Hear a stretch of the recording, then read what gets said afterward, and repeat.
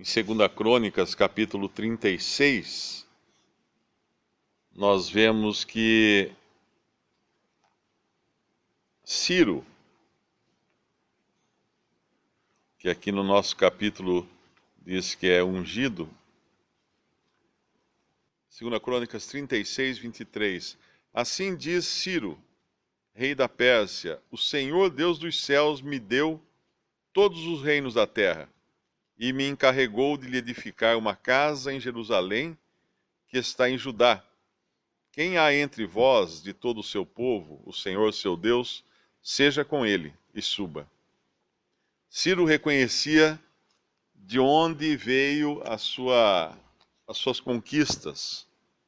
Ele conquistou muitas terras, e nós passamos outro dia pelo capítulo 43, e o Senhor fala o que ele deu a Ciro para como recompensa pelo cuidado dele sobre Israel e para edificar uma casa. No capítulo 43 de Isaías, versículo 3: porque eu sou o Senhor teu Deus, o Santo de Israel, o teu Salvador. Dei o Egito por teu resgate, a Etiópia e Sebá por ti. Enquanto foste precioso aos meus olhos, também foste glorificado, e eu te amei, pelo que dei os homens por ti, e os povos pela tua alma. Deus falando isso a Israel, ele havia dado o Egito, a Etiópia, Sebá, homens. A quem ele deu? A Ciro. E Ciro agora no capítulo 45, assim diz o Senhor ao seu ungido, a Ciro, a quem tomo pela sua mão direita para abater as nações diante de sua face. Eu soltarei os lombos dos reis para abrir diante dele as portas, e as portas não se fecharão. Eu irei diante de ti, endireitarei os caminhos tortos, quebrarei as portas de bronze, despedaçarei os ferrolhos de ferro, e darei os tesouros das escuridades e as riquezas encobertas, para que possas saber que eu sou o Senhor, o Deus de Israel, que te chama pelo teu nome. Deus usa as nações pelo seu povo, para o seu povo. Isso é importante nós entendermos isso, porque muitas vezes nós vemos tanta inquietude por parte mesmo de cristãos com respeito à política, à situação do mundo, aos governos, e nós nos esquecemos que Deus é quem põe os reis e Deus é quem tira os reis. E não só faz isso, como ele controla os reis ao seu bel prazer, segundo as necessidades ou os desígnios dele para o seu povo. Para o seu povo. No Antigo Testamento ele falava que abençoaria aqueles que abençoassem Israel, amaldiçoaria aqueles que abençoassem Israel. Hoje a igreja não é desse mundo, não é da terra. Mas quando nós lemos o Novo Testamento, os Evangelhos e o livro de Atos, principalmente, nós vemos como Deus estava no controle de tudo. Ele enviou seu Filho ao mundo num momento da história em que havia a terra de Israel era um caminho do Oriente até o Egito, era o principal caminho de comércio do Oriente até o Egito. Ele enviou os seus discípulos a pregar o Evangelho num momento em que o Império Romano havia derrubado todas as fronteiras, unificado todo o mundo de então. Assim era possível, por exemplo, um Paulo viajar tranquilamente pelas estradas romanas, porque Deus permitiu que essas estradas fossem construídas, que existisse um sistema de correios, inclusive, que cartas pudessem ser enviadas. Deus criou toda a infraestrutura para aquele momento, quando o seu filho viria ao mundo e quando depois o evangelho se espalharia por todo o mundo. A gente pode falar assim, foi coincidência? Não, Deus locou no tempo, né? Plotou no tempo o momento certo para tudo isso, porque é Ele quem movimenta os reis, Ele que movimenta os governos, e Ele faz tudo isso visando os seus propósitos, como Ele faz aqui com Ciro em relação a Israel. This Cyrus lived during the time of Daniel. Ciro viveu no tempo de Daniel. We all remember the story of Daniel, and when he was a young man, Lembramos da história de Daniel quando ele era um jovem. he talked to Nebuchadnezzar about the God of heaven. Ele falou a Nabucodonosor a respeito do Deus dos céus, That had given Israel into his hand because of their sin. que havia, Deus dos céus, que havia entregado Israel nas mãos de Nabucodonosor por causa dos pecados de Israel. In Daniel 5, we read the story about the handwriting on the wall. Em Daniel 5, nós lemos a história da mão que escrevia sobre a parede. And that, I'm going to read Daniel 5, verse 30. Vamos ler Daniel capítulo 5, versículo 30.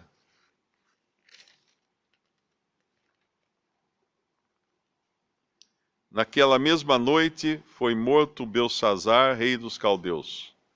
And 31. E Dario, o medo, ocupou o reino na idade de 62 anos. In our chapter, Isaiah 45, No nosso Verse- capítulo, Isaías 45,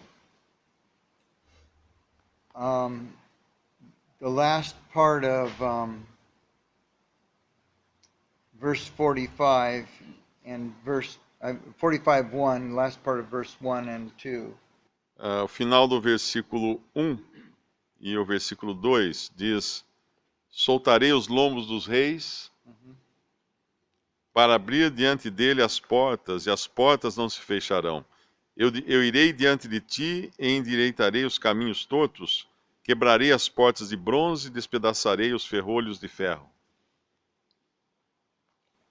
In the last part of Daniel 5, the king was in the middle in a very, he thought, a safe place. Na última parte de Daniel 5, o rei estava num lugar muito seguro, In a river that could not be approached except by boat. Havia um rei cercando a cidade que não podia ser aproximada a não ser por meio de barco. But that rio. night, the Medes stopped up the river. Mas naquela noite os medos pararam na margem do rio. The river dropped and they were able to enter in through these gates. O rio desceu, eles desviaram o rio e eles então puderam passar pelas portas da cidade. These gates of bronze and iron were passed through by the troops of the Medes. Esses portões de bronze e ferro foram atravessados pelas tropas dos medos. O do povo medo, o povo medo. The last few verses of Daniel chapter 6 gives the name of Cyrus here as he actually reigned after Darius. No final do capítulo 6 é dito o nome de Ciro, o rei que reinou depois de Dario. Verse 26 to verse 28 in Daniel 6. Daniel 6, versículo 26 até o 28. Da minha parte é feito um decreto pelo qual em todo o domínio do meu reino os homens tremam e temam perante o Deus de Daniel, porque ele é o Deus vivo e para sempre permanente, e o seu reino não se pode destruir, o seu domínio é até o fim. Ele livra e salva, e opera sinais e maravilhas no céu e na terra. ele livrou Daniel do poder dos leões. Esse Daniel, pois, prosperou no reinado de Dario e no reinado de Ciro, o persa. This is when Daniel was saved out of the lion's den. Ele está se referindo a quando Daniel foi salvo da cova dos leões. This is the same Cyrus that it's talking about in our chapter. Esse é o mesmo rei Ciro que é mencionado no nosso capítulo. Our chapter was before the time of that it happened. Esse capítulo 45 de Isaías aconteceu antes do capítulo 6 de Daniel. It's prophecy. Portanto, é uma profecia o nosso capítulo. I'm sorry, I got it backwards. Isaiah was written before. Corrigindo, Isaías... 45 was written before. Yeah, that's what I said. Okay.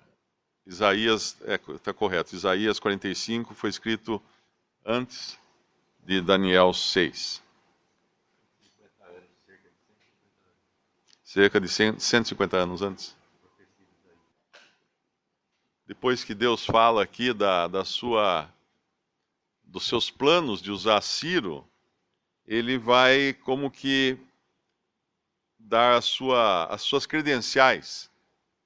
Que alguém poderia dizer, mas como que Deus pode fazer isso, ter usar um reino que nem eu conhecia, como ele fala no versículo 5, eu sou o Senhor e não há outro, fora de mim não há Deus, eu te cingirei, ainda que tu me não conheças. Eu acredito até que Deus, quando menciona Ciro, Ciro não tinha nascido ainda. Ele já dá o nome do rei mais de um século antes desse rei nascer. É uma profecia bem anterior. Mas aí, como que para demonstrar que quem está falando é Deus, né, o Criador, ele vem no versículo 6 em diante, ele fala, para que se saiba desde o nascente do sol e desde o poente que fora de mim não há outro, eu sou o Senhor e não há outro. E aí no versículo 7 ele fala uma coisa que é muito mal interpretada por muitos, quando ele diz, eu formo a luz e crio as trevas, eu faço a paz e crio o mal. Eu, o Senhor, faço todas essas coisas. Algumas pessoas usam esse versículo para dizer que Deus é o autor do pecado, ou que Deus seria o autor do mal, que o mal teria se iniciado com Deus. Mas aqui não diz, ele não está dizendo, eu formei a luz e eu criei as trevas. Eu fiz a paz e eu criei o mal. Não. Ele está dizendo que ele tem esses elementos ao seu dispor, para trazê-los à cena quando ele quer.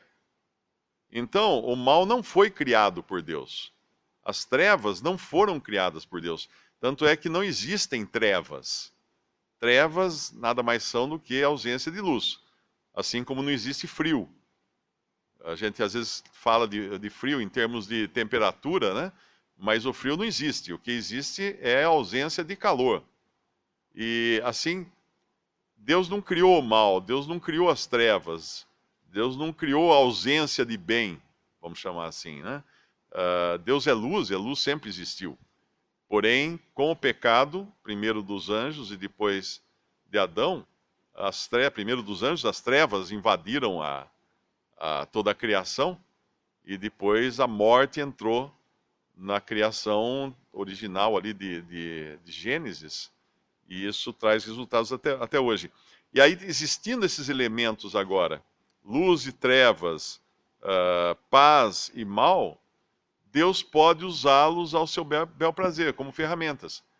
Assim como um pai pode presentear o seu filho quando ele age bem e pode disciplinar o seu filho quando ele age mal. Ele está usando de prêmio e castigo conforme a necessidade. Esse mal que é falado aqui não se trata de mal moral. Esse mal, como nós conhecemos, pecado e tudo, esse mal, ele está falando que ele cria as circunstâncias, as calamidades, até as guerras, ele usa isso, cria essas circunstâncias para atingir os seus objetivos, que no caso seria de castigar essas nações, e principalmente, que nós vemos, né, nesse capítulo, que ele também estaria usando Ciro, que é um gentil, e poderia se perguntar, mas por que está usando um gentil e não um judeu? É justamente porque ele queria mostrar a sua glória através de um gentil. Até ele diz o ungido, né, que é um nome também do Messias, né, que Cristo foi o ungido de Deus. Mas aqui ele usa Ciro, um gentil, para mostrar que ele pode. Por que o Caco vai perguntar quem que me fez assim? O que o Barro vai perguntar tem a ver com aquele que o criou? Ele tem apenas que aceitar o que ele é. E isso mostra então essa soberana vontade de Deus de fazer aquilo que ele quer, mas com um propósito. E esse propósito era de que os gentios, esses que com grilhões serviriam a Ciro, seriam levados a ele e seriam entregues a ele, esses mesmos glorificariam a Deus por intermédio de Ciro, dizendo: esse é o teu Deus, realmente o teu Deus é o único Deus. Então essas calamidades, esse mal que ele diz que ele cria aqui, de maneira nenhuma é mal moral, é pecado.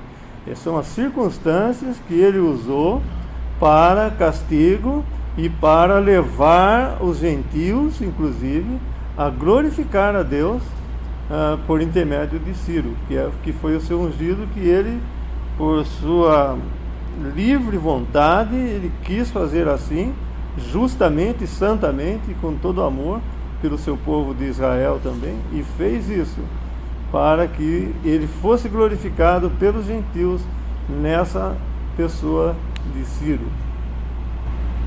Esse capítulo traz também tantas preciosidades, né, que a gente consegue entender outras partes da Bíblia graças a ele. Por exemplo, esse versículo 18: porque assim diz o Senhor que tem criado os céus, o Deus que formou a terra e a fez, ele a estabeleceu, não a criou vazia, mas a formou para que fosse habitada. Eu sou o Senhor, não há outro. Quando a gente abre lá em Gênesis, no princípio, criou Deus os céus e a terra era sem forma e vazia, e o Espírito de Deus pairava por sobre as águas. E aí a gente pergunta, mas se Deus não criou a terra vazia, por que ela aparece sem forma e vazia lá em Gênesis capítulo 1?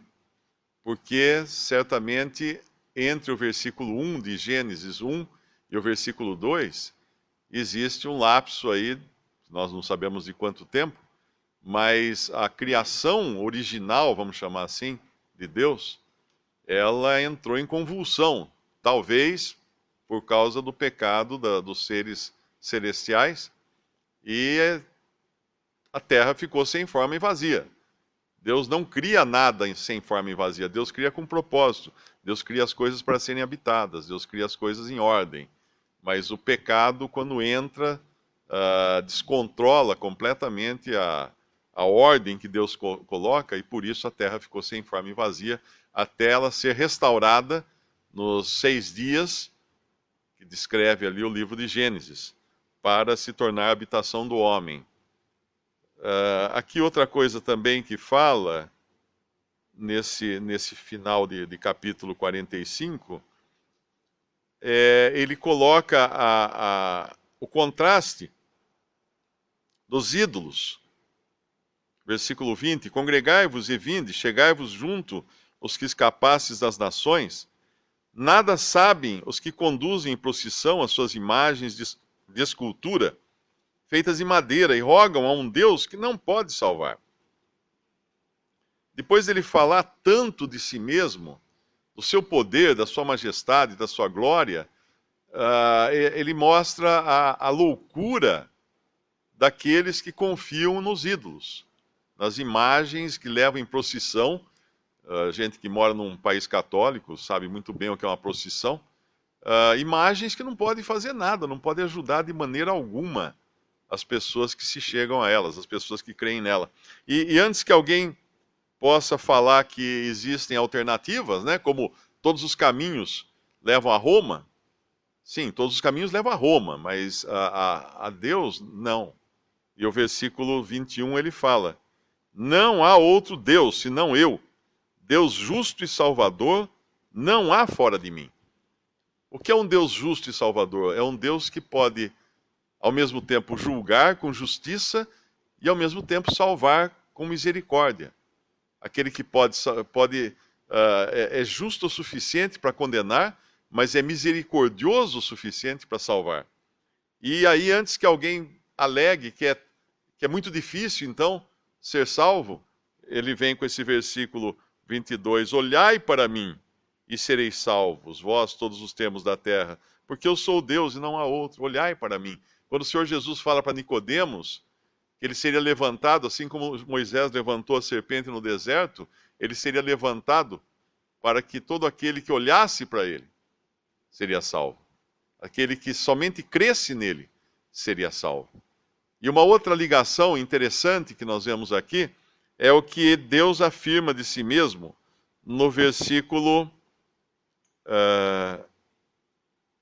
23. Por mim mesmo tenho jurado, saiu da minha boca a palavra de justiça, e não tornará atrás, que diante de mim se dobrará todo o joelho, e por mim jurará toda a língua. Alguém sabe dizer um outro versículo que aparece isso no Novo Testamento? A gente vê daí uma ligação maravilhosa, né, desse mesmo Deus do Antigo Testamento, de quem é dito essa passagem, de que diante dele se dobrará todo o joelho e jurará toda a língua. Ah, está lá na parede, né? Eu não consigo ler a referência. E toda língua confesse que Jesus Cristo é o Senhor, para a glória de Deus Pai. E aqui está o começo. Para que ao nome de Jesus se dobre todo o joelho dos que estão nos céus e na terra e debaixo da terra, e toda língua confesse que Jesus Cristo é o Senhor, para a glória de Deus Pai. Filipenses capítulo 2, acho que é isso? Filipenses 2, versículo 10. Versículo 9. Pelo que também Deus o exaltou soberanamente e lhe deu um nome, que é sobre todo nome, para que ao nome de Jesus se dobre todo o joelho dos que estão nos céus e na terra e debaixo da terra. E nessa hora a gente vê a loucura daquelas religiões que tentam dizer que Jesus não é Deus, que Jesus não é Jeová, que seria um ser criado, um anjo, alguma coisa assim. A referência é a mesma feita para Jeová do Antigo Testamento e feita para Jesus do Novo Testamento. Por isso que lá em João, em 1 João, eu creio, diz: este é o verdadeiro Deus e a vida eterna. Este quem? Jesus, o seu Filho de Deus, é o verdadeiro Deus e a vida eterna. E essa referência do versículo no nosso capítulo 2, de quebrar as portas de bronze e despedaçar os ferrolhos de ferro, nós vemos já em figura desde o capítulo 16 de Juízes, na história de Sansão, fazendo referência à obra do servo de Deus que viria e de uma vez por todas iria quebrar esses ferrolhos. Nós vemos aqui em Juízes 16, quando fala de Sansão, eu vou ler, não preciso abrir lá. Porém Sansão deitou-se até a meia-noite, e à meia-noite se levantou e travou das portas da entrada da cidade com ambas as ombreiras, e juntamente com a tranca as tomou, pondo-as sobre os ombros, e levou-as para cima, até o cume do monte, que está defronte de Hebrom. Depois no Salmo 107 também versículo 15, fala: louvem o Senhor pela sua bondade, pelas suas maravilhas para com os filhos dos homens, pois quebrou as portas de bronze, despedaçou os ferrolhos de ferro.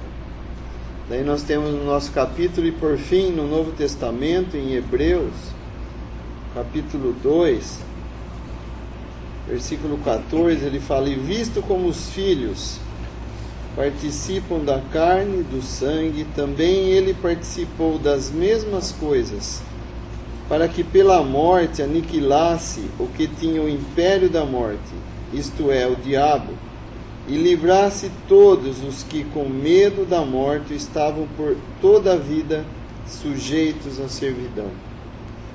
Ou seja, tudo isso é figura, assim como Deus usou seus profetas, usou também esses reis aqui, incrédulos. Além de Ciro, usou também Nabucodonosor, a quem ele mesmo chama de meu servo.